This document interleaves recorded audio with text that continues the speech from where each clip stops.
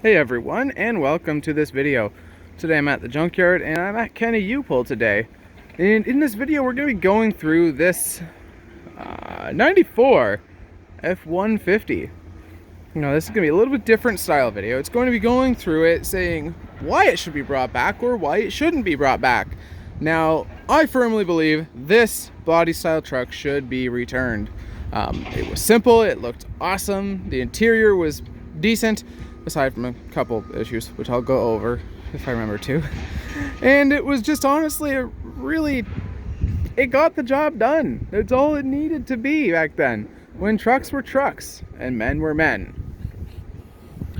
And now, this one here, obviously it's rotten.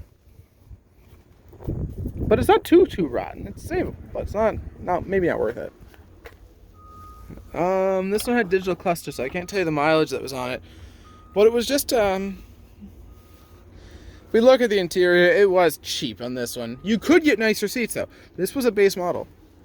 One of the major issues was that door handle right there. Those door handles like to snap off, and there's actually kits they sell that give you metal door handles for these things to solve that very issue. But it was just a nice simplistic dash. They love to crack, which amazingly, this dash isn't cracked by the looks of it. Huh. That's different. Now, I don't know why this is here. Maybe it's to hold down this bed liner. Personally, I don't like this style of bed liner. I do like drop-ins, but I don't like the ones that go right over the side like this. I like the ones that stay inside. Now this one's been repainted, obviously, and oh my gosh. I don't even have to tell you guys how bad this is.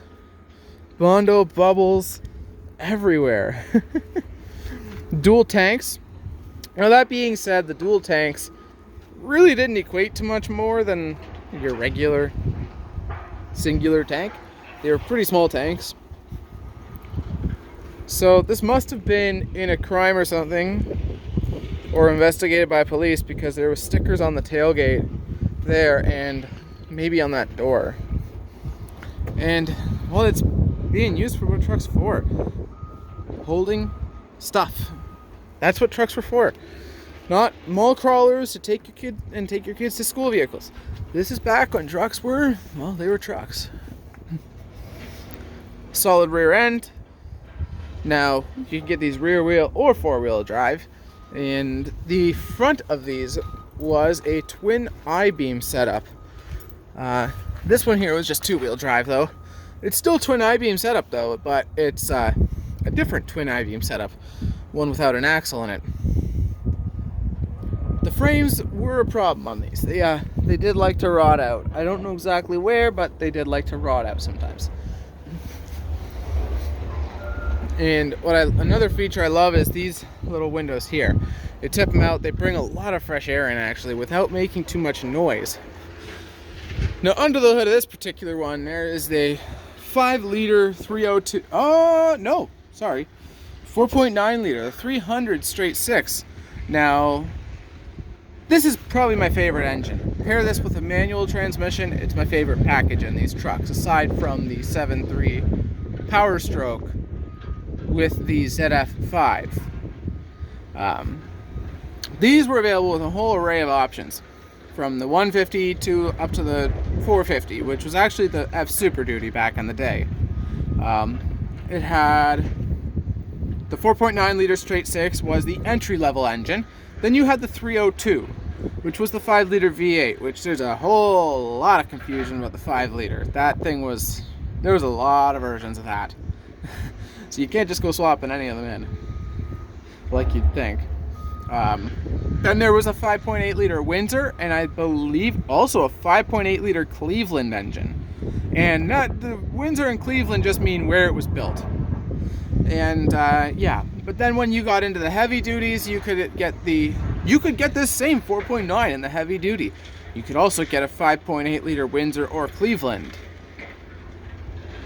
That was really it for gassers, I think, for small blocks. Then you had the 460 big block, but the diesel was a 7.3 liter IDI or a 7.3 liter Power Stroke, depending on the year you got. 94 was the last year of the IDI, which you had the option of a turbo on that one. And you still had cheap injectors like the IDI had. So personally, I really like that one. But they are hard to find. And they go for a pretty penny because they're full mechanical. The Power Stroke's definitely more powerful, easier to tune up, but the cost of maintenance is a lot more. Now, this one here looks like the fender's actually good. Someone please come take this fender. The interior is pretty decent actually, overall. It's dirty, but what do you expect?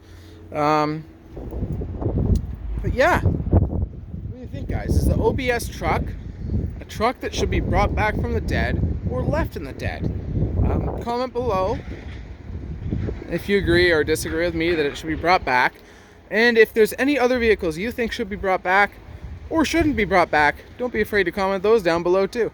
Thanks for watching. If you enjoyed this video, please hit that like button as well as subscribe for more.